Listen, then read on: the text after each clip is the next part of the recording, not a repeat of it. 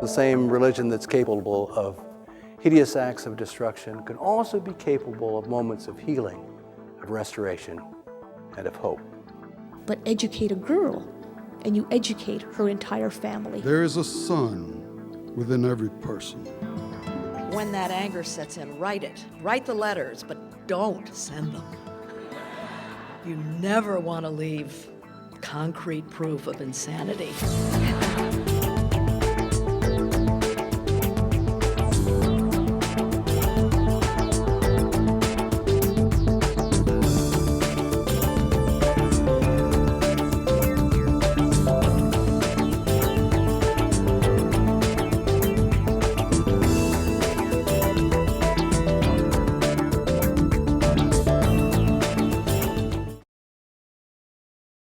When I left Madison, Wisconsin, it was dark, cold, and snowing. When I arrived at Santa Barbara, it was bright, sunny, and warm. The thought did occur to me that only someone who had suffered 28 years of Wisconsin winter could even come up with a topic, home is elsewhere.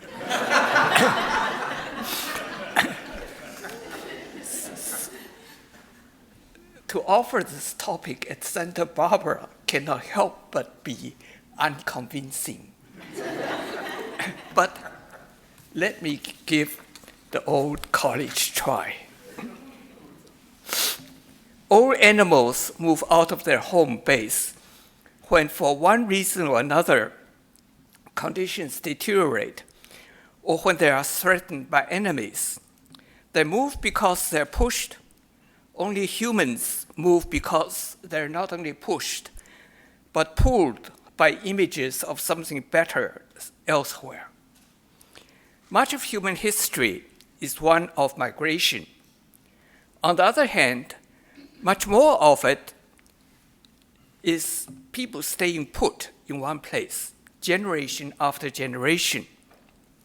Even when they see better living elsewhere, they're content to remain where they are and enjoy what they have, then venture into the unknown.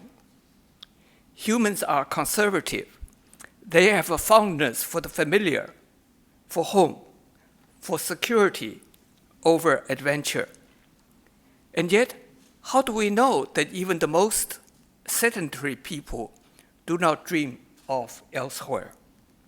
In what follows, I'll recapture what I take to be a fact, the centrality of home to humans, and then suggest, nonetheless, the tug of an envisaged elsewhere, even if no action follows. Home and its Germanic, Gothic, Old Nordic, and Lithuanian cognates all connote abode, dwelling, village, a safe place. The Chinese 家 or 家乡, a non-Indo-European language, carries a similar material and emotional load of meaning. By comparison, the French chez soi is out of line in that it emphasizes a personal relationship. To be chez soi is to be, as it were, en famille. Lacking in that word is the feel of material weight. Another French word for home, maison, takes one perhaps a tack too far in the other direction, in that it invokes too much of architecture. Yet, this may be just a modern misreading, for maison's Latin root, manere, means to remain, to dwell. Home, to give it a slightly fuller definition, is the locale of human warmth and material sustenance, moral property, and spiritual comfort. So understood, which people best meet the criteria? Ethnographic evidence points to the hunter-gatherers. Their way of life is so intimately and gratifyingly interwoven with land and its resources that the possibility of moving elsewhere or adopting another people's way of life never seems to have crossed their minds. Should they be forced to move or adopt, they suffer severe demoralization from which they seldom fully recover. Numerous cases can be cited. Outstandingly, the Maputi forest dwellers of the Congo, the Kangan of Brazil, the San Bushmen of the Kalahari Desert, and the Australian Aborigines. What about peasant farmers? Aren't they also deeply attached to home and soil? City people certainly think so. To them, peasants tilling the earth seem to fuse with it. They are, as it were, children of the earth. And what they do year after year has the feel of a natural cycle. Yet I wonder, is their attachment quite so deep? How does it compare with that of hunter-gatherers? The Tao Te Ching, a Chinese classic that dates back to the 3rd century BC, raises a doubt, for it has a passage that urges villagers to stay put and not be tempted to go elsewhere. Such urging would, of course, not be necessary if loyalty to place can be taken for granted. Chapter 80 of Tao Te Ching says, and I quote, "Let the people refrain from migrating to distant places. Let them be content with their food and clothing, satisfied with their homes and simple ways of living. Though their neighbors are so close that they are within sight of each other and can hear their cocks crow and their dogs bark, let the two peoples have nothing to do with one another." Whatever the significance of this admonition, it remains perfectly true that old-time farmers are rooted, as modern men and women are not. Mobility, like individualism, are features of modern life, the two being closely linked. An individual dissatisfied with his community's settled ways moves out to take advantage of opportunities elsewhere. Americans are well known for both their individualism and their mobility. They change homes so readily that by the time they are late middle-aged, they may have lived in several. What then can home mean to them? Has it become merely a temporary abode, a way station, or even just an investment, in contrast to home's traditional, sentiment-laden meanings? Home, the real living home, evokes memories and images unlike those of any other place. What might these be? For middle-class Europeans and Americans, they plausibly include such common places as the porch that overlooks a tree-lined street, the afternoon light that streams in through a corner window, the comforting food odors of the kitchen, the sound of the lawn mower in summer and of the snowplow in winter, and certain ordinary doings of life, greeting the mailman, scolding the dog, barbecuing the backyard, that, though prosaic, can nevertheless be etched in memory. The most vivid hauntings are, however, likely to be those of childhood and of childhood's home. Why? Well, consider the following facts. Home is never more a nurturing shelter than to the very young who are well aware of their vulnerability. Children's engagement with home has a directness and immediacy that grown-ups more prone to critical appraisal have lost. Children's senses, undulled by habit, are keen. Moreover, they like to touch. They know the world through tactile intimacies. They live close to the ground, the source of many odors, and odors, like touch, stir the emotions at a more primitive level than do hearing and sight. And last but not least, children have no pressing responsibilities that divert them from the full sensory experience. John Updike, a keen observer of middle-class America, captures these points in a short story. He tells of a child who woke up with a sore throat and stayed home from school.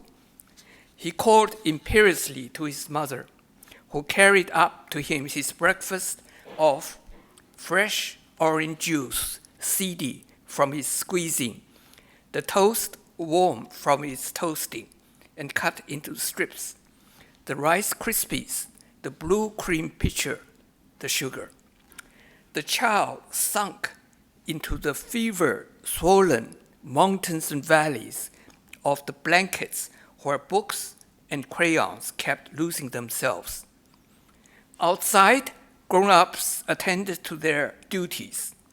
No duty was laid on the child, however, other than to live, to stay safe and get well, to do that large something called nothing.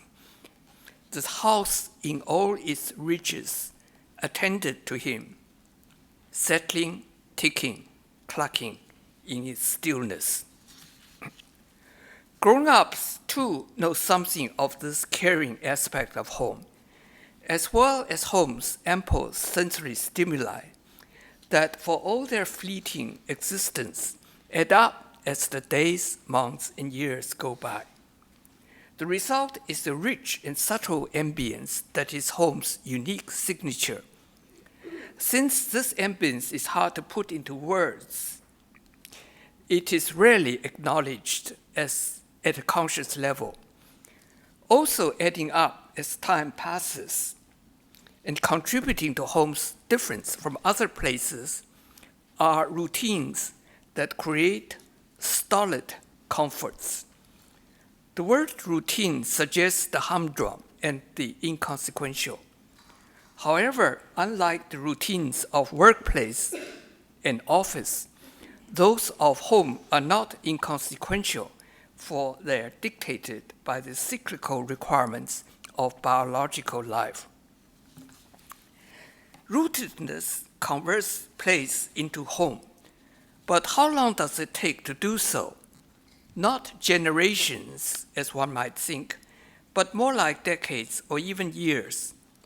If this sounds implausible, it is because we fail to distinguish between being rooted in place and having a sense of place.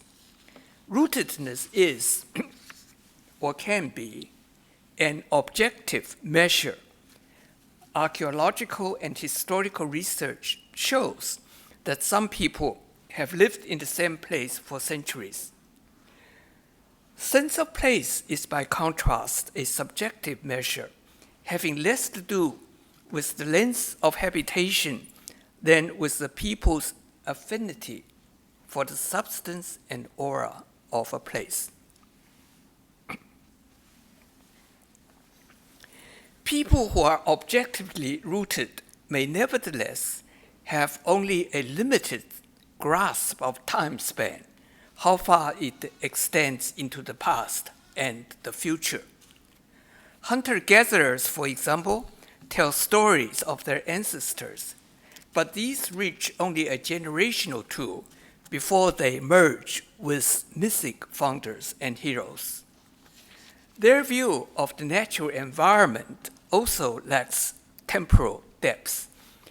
The Mabuti, a group of hunter-gatherers in the Congo forest, know intimately the plants and animals upon which they depend for their livelihood, yet show little knowledge of their stages of maturation.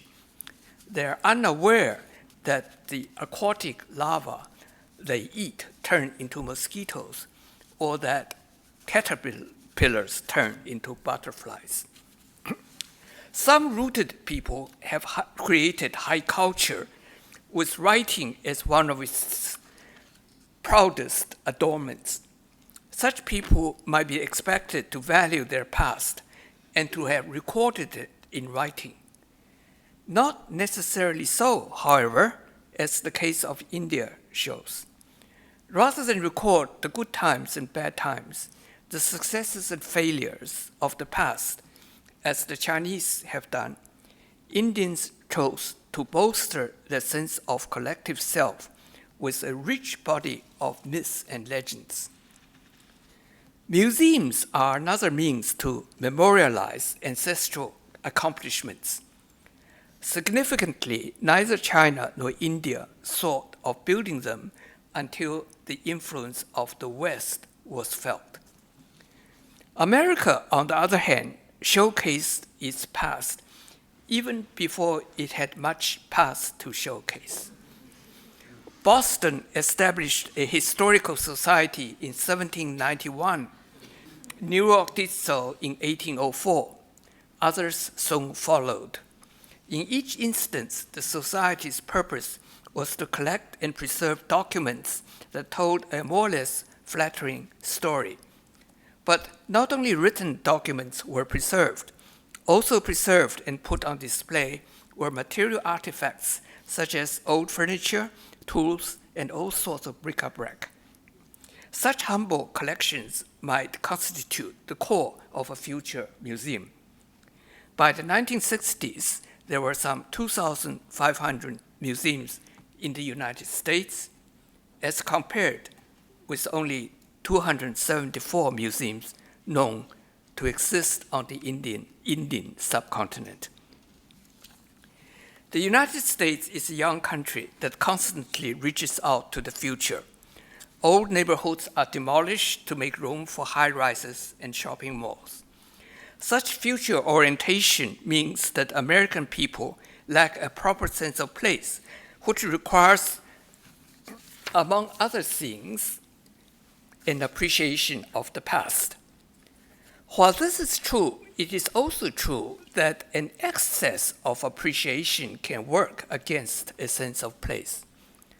America is saddled with this excess, it being a country that officially designates certain buildings and neighborhoods as historic landmarks to be protected against not only demolition but change, and it is famed for its unabashed boosterism of its towns and cities.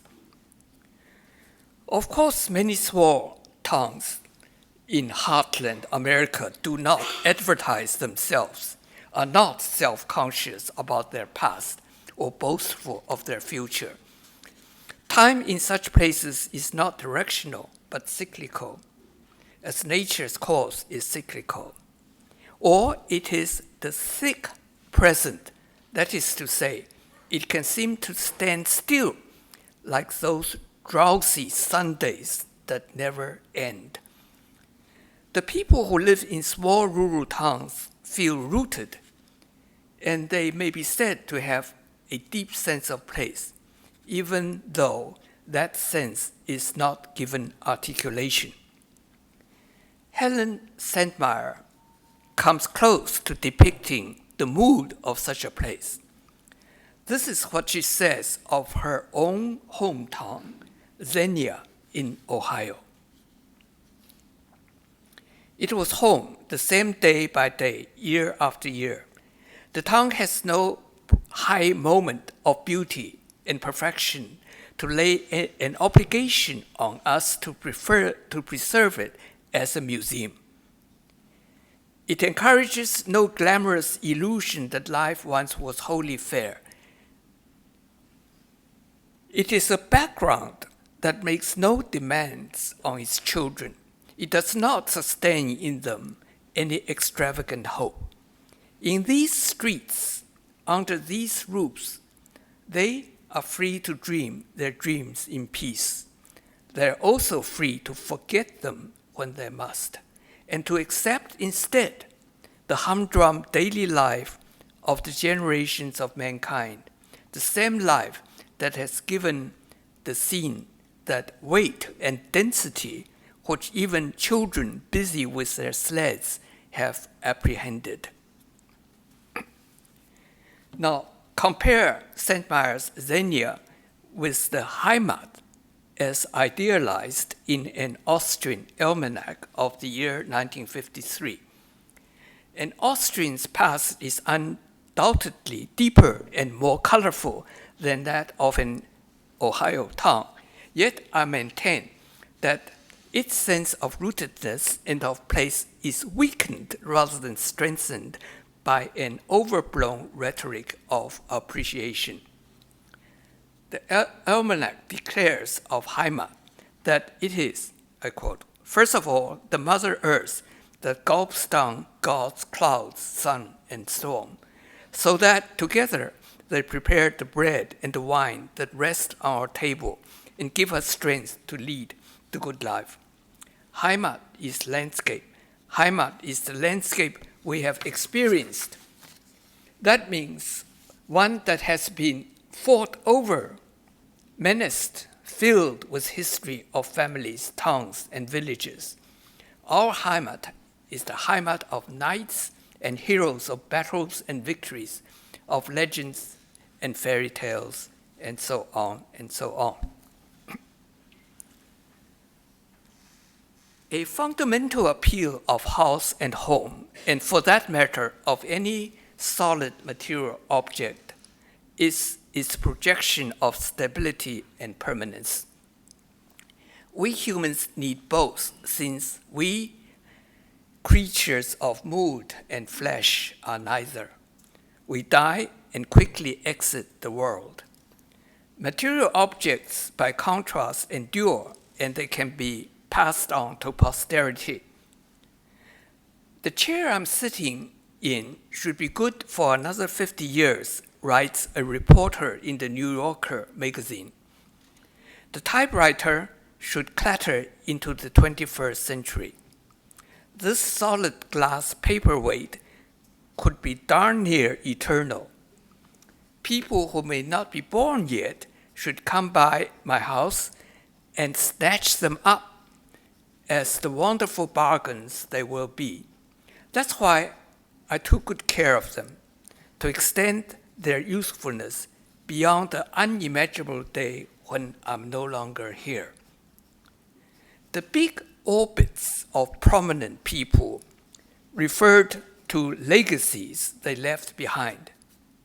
And maybe they did, and maybe they didn't. I'm definitely going to leave a black Underwood upright in very good condition, cheap, and who knows what that could lead to. In 1983, when the article was written, it was still possible to believe that an Underwood upright could be a living legacy. Only a couple of years later, the word processor displaced it, and the typewriter's further life, if it had any, would be in an antique shop. Home itself is not as enduring as it seems. Not that it falls apart, rather its human dwellers do. As humans grow old, objects start to withdraw or turn hostile.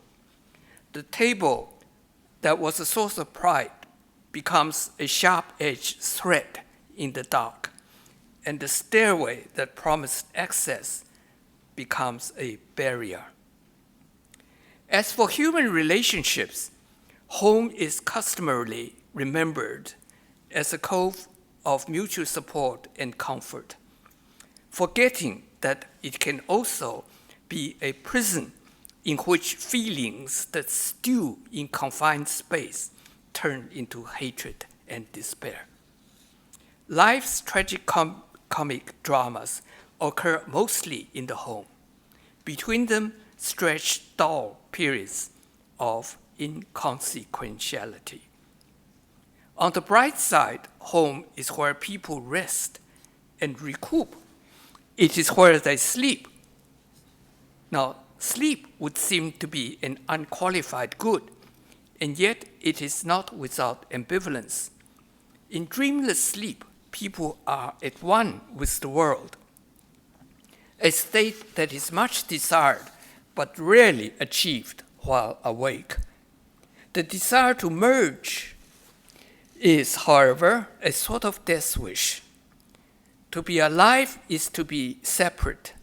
It is to break out of home's cocoon for the chillier, more invigorating air outside. Living home is undertaken, for the most part, out of necessity. A longing to return follows, and is suffered in silence. Occasionally, however, it finds utterance in lamentation, poetry, or song. Thus, an Aranda warrior in Australia sang, "The fatal combat is done. I wish to return. High in the heavens shines the afternoon sun. My heart is filled with yearning." And thus wrote Zhou Wanyang, a scholar official who lived in 12th century China. Swallows sing at the window. They tell of the daybreak. Home is far away. When can I go back? Wumen is my hometown, and I've resided in Chang'an too long. Sentiment for home has become something of a cliché in Chinese poetry. Compared with Westerners, the Chinese notably lack wanderlust. Distances are great and communications difficult. Scholar officials such as Zhou are sent elsewhere for administrative duties, and there they pine for home.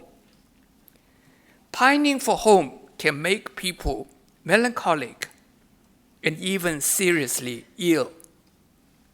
In 1688, Johannes Hofer of Mulhouse sought to address the cause before an academic audience. He was defending his dissertation, but the dissertation couldn't be about something so vulgar as Heimweh, homesickness. So he coined a word with the Greek roots, nostalgia. The new word made depression respectable, a disease that could be treated. But once so recognized, it aroused fear. People were reluctant to stay away from home for long. They learned that English sailors pressed into service and Swiss soldiers stationed in foreign countries were especially susceptible. In the early part of the 18th century, a common explanation of why Swiss soldiers so readily fell ill was that they missed the thick milk from their own valley, and that they also missed their mother's loving care. But these explanations seem to denigrate the manly character of the Swiss soldiers. So a more scientific hypothesis was offered, namely that when the Swiss left their mountain home to serve in the lowlands, their blood vessels were compressed by the denser air, thus making them lethargic and sad. Sentimentality for home might be expected of old Europe. In America, the land of immigrants and of mobility, it should be less in evidence. Yet, one of the most tricky expressions of the love of home, an expression that still adorns Hallmark cards, are lines composed by the American songwriter J.H. Payne in 1822, Home, Sweet Home. William Arms Fisher's Going Home is another example. It was written in 1922 and set to the music of the Dvorak's New York Symphony. You all know that, going home, I am going home. Language articulates and enhances our beliefs. Certain grammatical constructions show the profound appeal of home place and community, by comparison with which elsewhere is distant and insignificant. And yet, under certain conditions, elsewhere too can be a lure. The constructions I have in mind are the personal pronouns, the we, you, she, and they, the spatial demonstratives, this, that, and those, the adverbs of location, here, there, and yonder, and the adverbs of time, now, then. All these constructions privilege the close at hand. In human relationships, we or us matter most. Ortega y Gasset notes even a subtle difference between Nos Portuguese, Nu French, and Nosotros Spanish. Whereas the Portuguese and French words express merely the closeness of shared living, the Spanish word, which is not just we, but we others, nosotros, implies a more intimate human bond, one cemented by an awareness of strangers. Beyond the charmed circle of we is another you who matter less, and still farther out, mattering still less, is the third person, he, she, they. Personal pronouns run parallel with spatial demonstratives. The two might even have a common origin. Roland Barthes says that if in conversation we hear a man refer to his friend as he rather than as Paul, we will know that their relationship has cooled. This matters, that and those progressively less so. When Bertrand Russell was asked what he and his friends did with their time, he sadly replied, "We did this and that, but alas, mostly that." That can only be inconsequential, and as for those, they are beyond the pale. How does one arouse fervor for one's homeland? One uses repeatedly this. Shakespeare shows how this can be done in the following well-known lines from Richard II. This happy breed of man, this little world, this precious stone set in a silver sea, which serves it in the office of a wall, or as a moat defensive to a house, against the envy of less happier lands. This blessed earth, this realm. Each this swells further the patriot sense of belongingness and pride. Adverbs of location and of time have become a little more ambivalent under the influence of Romanticism, at least in English usage. Here and now are still privileged. Here is where I am, or where we are. There is where you are, and yonder is where they are. Here is now, there is then, and then is either the future or the past. Yonder is far away, and far away is the unknown and scary. Zulu for far away is decidedly negative. It is there where someone cries out, "Oh, mother, I'm lost." But in the modern Western world, far away connotes something magically appealing. Far away and long ago is how a fairy tale begins. Then connotes the distant, and the distant can be the past, as in things were better then, or the future, as in sit down, then the show will begin.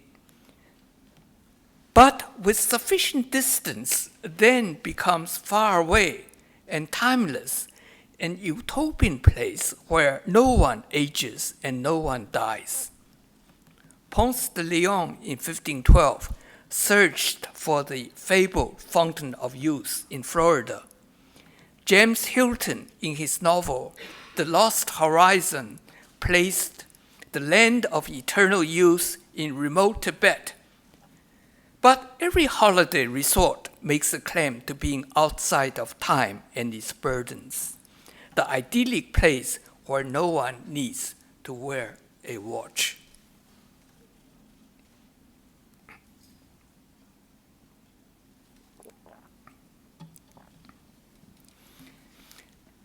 A feature of modern life is the range of technical means that link us instantly to distant parts of the world.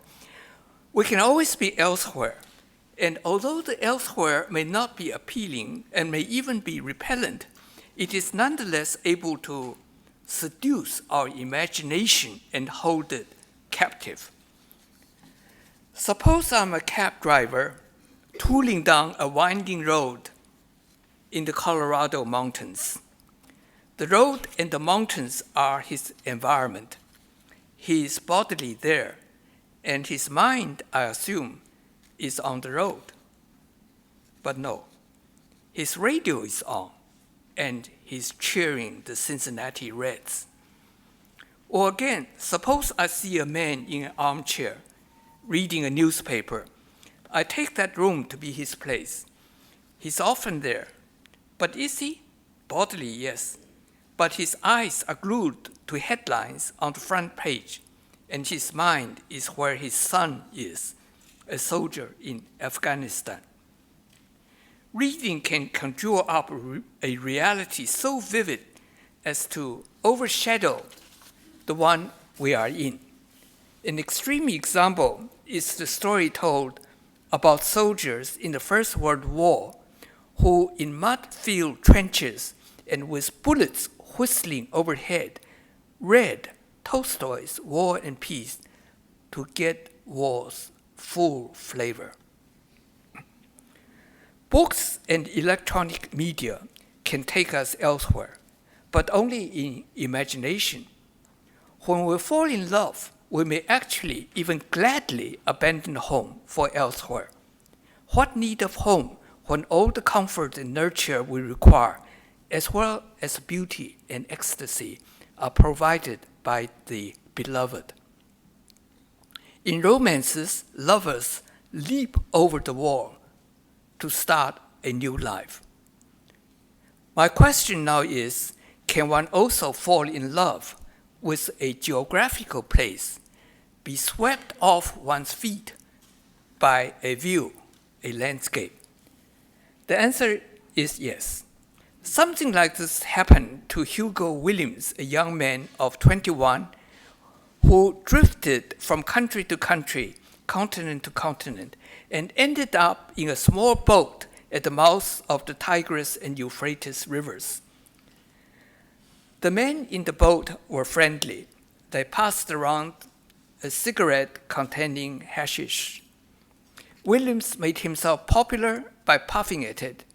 He enjoyed the warm night, the bubbling luminous floats of the fisher boats, the shooting stars between the masts, the laughs in a strange language.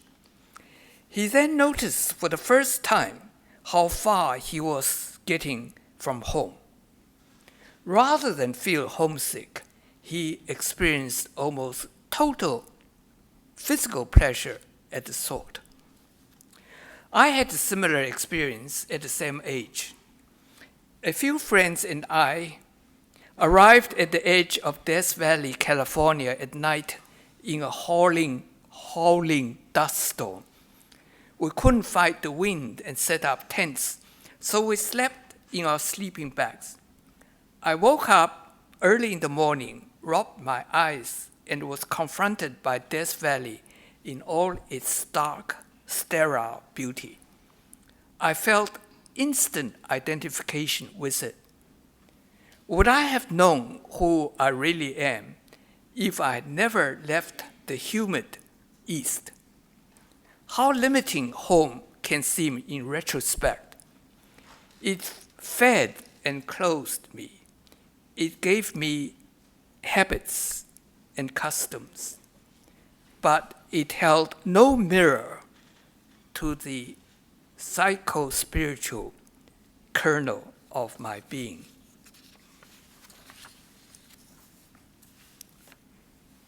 Wherever we are, our senses immediately bind us to it.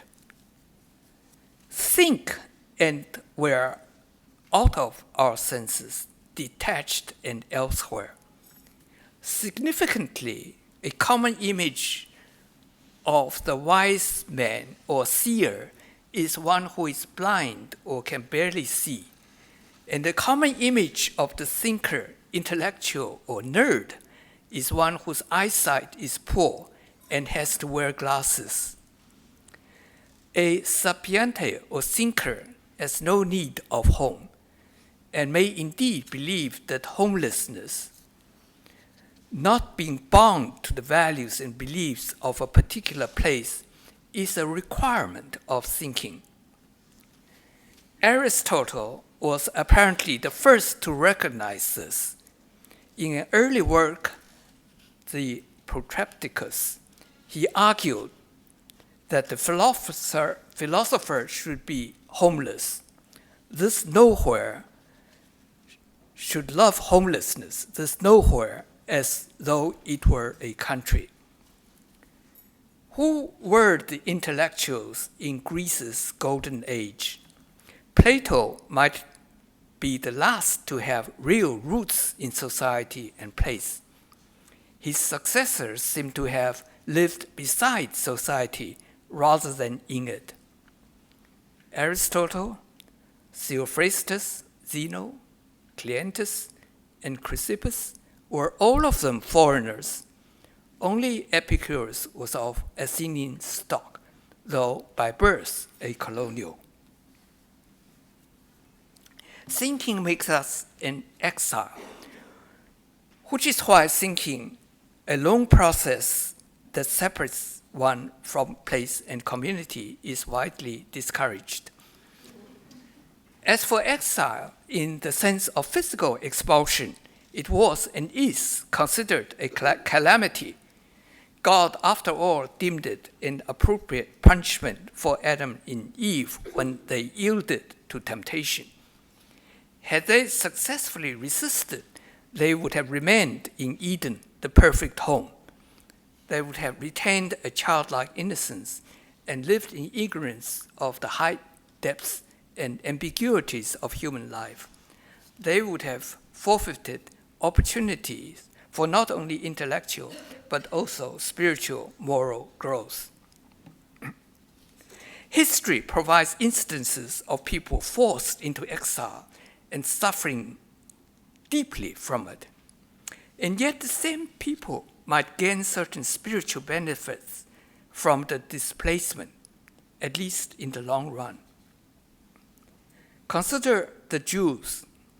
Exiled by the Babylonians, they were forced to rub along with other peoples and confront their creeds, with the result that the Jews were able to transcend the narrower tenets of their own religion. In the second Isaiah is enunciated the pure principle of monotheism as a world cause, freed from the specifically Palestinian limitations of the cult of Yahweh. Uprooting was able to bring to fruition universalist ideas that existed only in germinal form in the older prophets. In Europe, Jews lived for centuries in ghettos surrounded by other peoples and cultures. They were able to protect their identity by complicated rituals and taboos, and by never ceasing to dream of their lost homeland. In the 19th century, as the ghetto walls began to crumble, Jews participated increasingly in European society and culture, such that by the early 20th century, they could be said to have flooded Europe's intellectual and spiritual space. Some of them, like Marx, Freud, and Einstein, to quote Leszek Kolakowski, were to become real-world conquerors. Thousands found their places in the elite of all realms of civilization, the sciences, arts, humanities, and politics. To put this another way, if Jews of the diaspora came to feel at home in foreign lands, it wasn't so much because they wholly immersed themselves in Gentile society and culture, as because they added to them a high cosmopolitan polish of their own making. In 1948, the State of Israel was created. At last, the Jews had their own officially recognized homeland.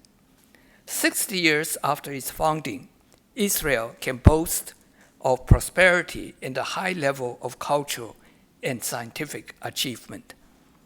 On the other hand, it has become an occupying military power surrounded by hostile neighbors and a nation somewhat unsure of its identity. This being the case, will Israel be fertile ground for the emergence of thinkers of the scope and depth of Marx, Freud, and Einstein? Will the Jewish people, in other words, have found a homeland, but in the process crippled their universalist spirit? Religion is not about making a home on earth. That's geography. Yet so much that comes under the heading religion is precisely about homemaking, about how to survive and live well in this life. Consider the American Indian corn dance and the Tibetan prayer wheel. Both are said to be religious ceremonies. Yet, what is the real purpose of the corn dance, other than that the earth yield more corn for humans? And the purpose of the Tibetan prayer wheel, other than that the wind can effortlessly turn the wheel on which prayers are attached to ward off evil and promote human well-being. Not all placemaking is directed at survival. A place should also satisfy human emotional needs and aesthetic longings. Sacred places, both natural and built, do that well. On the other hand, even secular artworks and ceremonials can generate beauty and awe. So what is left that truly distinguishes the sacred from the secular? The moral? But sacred places are hardly more moral or more serene than our secular ones. In fact, the opposite may be true. All too often, sacred places are places of violence. Historically, animal sacrifice and in earlier times, human sacrifice were conducted at the doorsteps of temples and shrines. And not only historically, but in our own time, the most sacred places, the more the sacred the place, the more it is likely to spill blood due to conflict between peoples of rival faiths. Buddhism and Christianity, in their most exalted formulations, are not about homemaking. They are otherworldly and hence cannot be subsumed under geography. Home is elsewhere may well be their motto. In Buddhist legend, Siddhartha Gautama, later known as the Buddha, was a prince whose life began where most human beings would want to end, at the perfect home, one that had the best of material goods and the best of human company. Yet Siddhartha thought that not even the perfect home could protect him from sickness, old age, and death. So he left it in search of enlightenment and was to find it not in a famous temple or shrine, but under a peepal tree. He then wandered over the Gangetic plain, preaching to followers irrespective of their caste or religion. Enlightenment, as the Buddha saw it, required the death of desire that was the cause of greed, lust, hatred, and ignorance, which in turn led to suffering and death. To be truly enlightened is to enter nirvana, and nirvana, being placeless, negates all that we understand as geography. Christianity has its roots in Judaism and shares with it a profound attachment to homeland and community. In Jesus' ministry, more than once he showed his partiality to the house of Israel and to them alone. But soon his message shifted to the universalism that transcended place, community, and culture. To the Samaritan woman who said that her folks worshipped in the mountain, whereas Jews worshipped in Jerusalem's temple, Jesus' response was that the real worshipers worshipped in neither, but rather in spirit and in truth. At the Transfiguration, Jesus' disciples were so impressed that they wanted to build a monument in his honor. If it had been built, a sacred place for Christians would have been created. But Jesus would have none of it. Often on the road, Jesus noted that whereas foxes had holes and birds had nests, he had no place to rest his head. Good Roman families were centered on the home.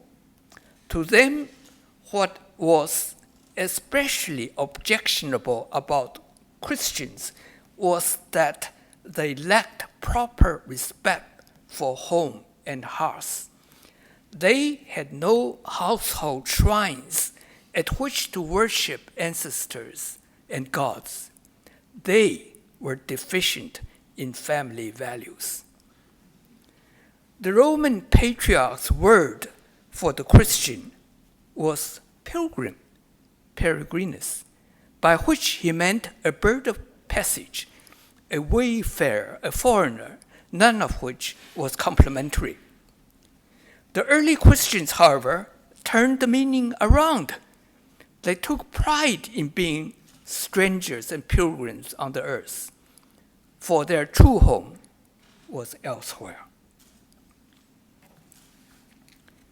Home in the Western world did not acquire its present load of sentiment until well into the 19th century. In the past, it was a shelter, or often a setting for social display. Only with the rise of the prosperous middle class in the last 2 centuries did home become an enclosed space of comfort and nurture, of dreams and memories, of padded couches and thick carpets, of the boudoir in which to pout and the library in which to think. Home is become so thickly layered with sentiment that to leave it is to abandon an important part of oneself. The result is homesickness. One yearns to return, but this is not possible because home and self have both changed. One returns not to the past, but to a reconstituted, sepia-tinted image. There may, however, be another sense to returning home, though the word going home would be more accurate. It is the preternatural feeling that one is a mere resident alien on earth, that one's true home is elsewhere. The source of that feeling in the West is historically Christianity. Nowhere is Christianity's rapid decline in our time more manifest than the fading belief in our status as sojourners, and simultaneously the rise in our commitment to this world and home. The commitment occurs at two levels. At one level are the Christian fundamentalists, who, for all their preaching of the blessings of heaven, propagate the lure of the materialist good life here on earth, tokens of which are the well-appointed family house and the mega church.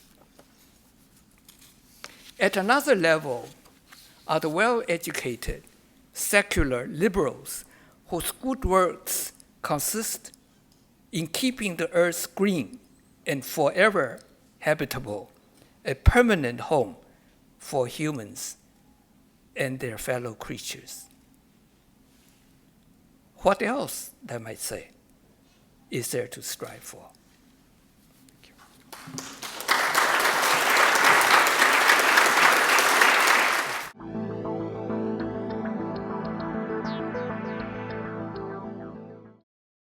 Thank you for those profound and radical thoughts.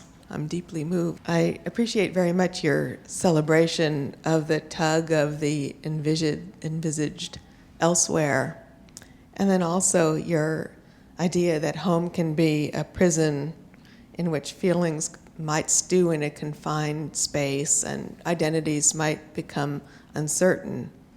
So given that situation, what would you teach us about those who are desperate to return, such as people who have been displaced from New Orleans, who are still living around the country and are deeply moved to return, or Palestinians, or Tibetans, or people who for whom nostalgia probably wouldn't satisfy the situation. What is your advice on that score? Yes, one of my favorite writers is this French woman, Simone Weil. She wrote, she published very little, but she did write something for de Gaulle as a document for a liberated France called The Need for Roots.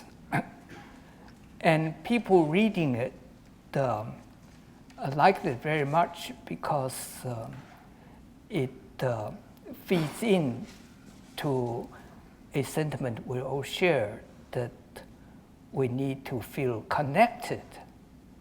If rooted is not quite the word you want, but we need to be rooted or connected. So she seemed to be saying something that people can grasp. But actually, she urged the need for roots, and she condemned wars and of that kind because it uproots people. It makes people into refugees. They are displaced from home. And that she considered a tragedy. But why such a tragedy from her viewpoint? Because it deprives people of the opportunity to uproot themselves. That's what you want. If you're uprooted, you can't do it on your own, which is what she really is after.